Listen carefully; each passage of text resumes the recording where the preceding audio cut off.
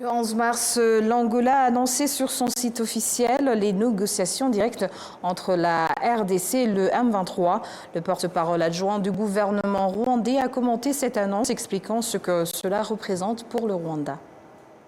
Je pense que si, comme vous venez de le dire, on l'a vu aussi sur le site du gouvernement angolais, c'est une bonne nouvelle parce que il y a, je dirais, il y a un changement dans ce qui se disait, dans ce qui se passait depuis quelques jours.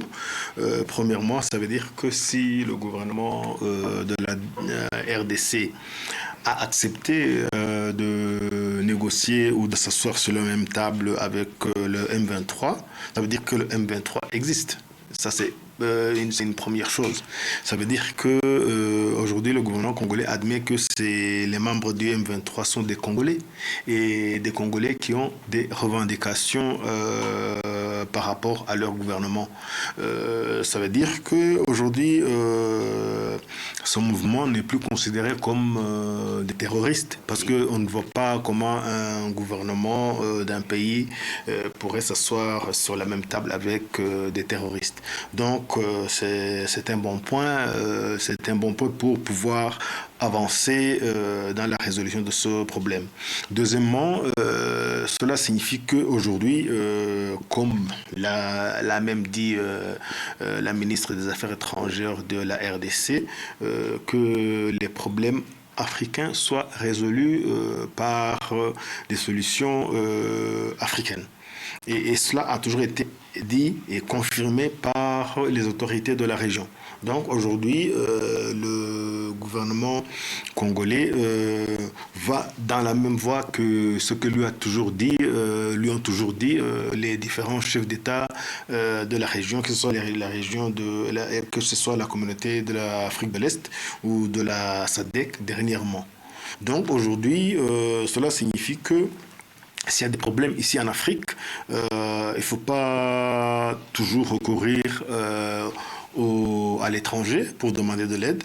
Il ne faut pas y recourir pour aller demander aujourd'hui des sanctions contre le Rwanda, puisque maintenant, il y a une entité, il y a un mouvement qui a des revendications, un mouvement congolais, et pour lesquels ces revendications sont des revendications existentielles, parce que les gens sont tués parce qu'ils sont de telle ethnie, parce qu'ils parlent telle langue, et que donc ce problème doit être résolu premièrement par les premiers concernés, le gouvernement congolais et le M23, aidés par les dirigeants de la région, et pourquoi pas les dirigeants aussi de l'extérieur, parce que toute aide est bonne à accepter, mais il faut y mettre des priorités. Et puis, troisièmement, je dirais que d'ailleurs c'est le plus important, le fait que le gouvernement congolais ait accepté de discuter ou de s'entretenir, même à travers quelqu'un qui doit les aider, avec le M23, ils ont choisi cette fois-ci la voie de la diplomatie, la voie d'une résolution politique du problème qui se pose et non plus par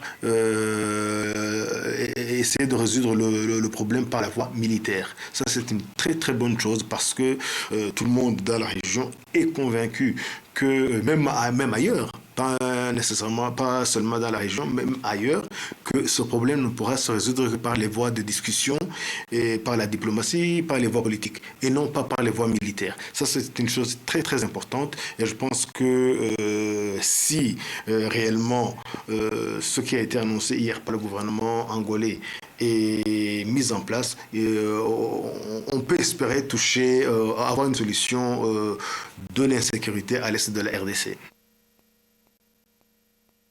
Le président congolais Félix Tshisekedi, qui avait toujours refusé de discuter avec le M23, qu'il qualifie de groupe terroriste, franchit un pas important qui, sans aucun doute, marquera un tournant dans la quête de la paix à l'est de la RDC et pourrait renforcer les efforts de médiation africaine pour résoudre ce conflit. On avait deux processus. Il y a le processus de Nairobi qui concerne le gouvernement congolais et les groupes armés qui sévissent à l'est de la RDC, que ce soit les groupes armés congolais, que ce soit des groupes armés étrangers. Et puis nous avions aussi le processus de Luanda qui concerne les relations entre le Rwanda et la RDC. Et je pense que le processus de Luanda avançait très bien. Mais à certains moments, ça a été bloqué. Pourquoi? Parce que même si on avait discuté entre le gouvernement rwandais et le gouvernement congolais, et que le Rwanda avait accepté d'ailleurs de lever les mesures défensives mises en place par le gouvernement rwandais au cas où son problème de sécurité est arrangé, mais le Rwanda avait toujours dit qu'il y a un autre problème qui persiste depuis des années, qui est la cause profonde de ce qui se passe de l'insécurité à l'est de la RDC. Et notamment donc les revendications du M23. Et comme le gouvernement congolais ne voulait pas entendre parler de ce mouvement, il se fait que même le processus de Luanda à certains moments était bloqué. Ce qui signifie qu'aujourd'hui, si ce qui bloquait le processus, donc la négociation ou les pourparlers entre la RDC et le M23 est résolu, si le gouvernement accepte de rencontrer ce mouvement pour s'asseoir et discuter des problèmes de l'insécurité, des revendications de ce mouvement, ce qui bloquait le processus de Luanda a trouvé une solution. Donc si cela a trouvé une solution, ça veut dire que on est prêt à résoudre le problème entre la RDC et le M23 et le problème entre le Rwanda et le gouvernement congolais. Donc aujourd'hui, espérons que cette fois-ci, les décisions qui seront prises seront mises en application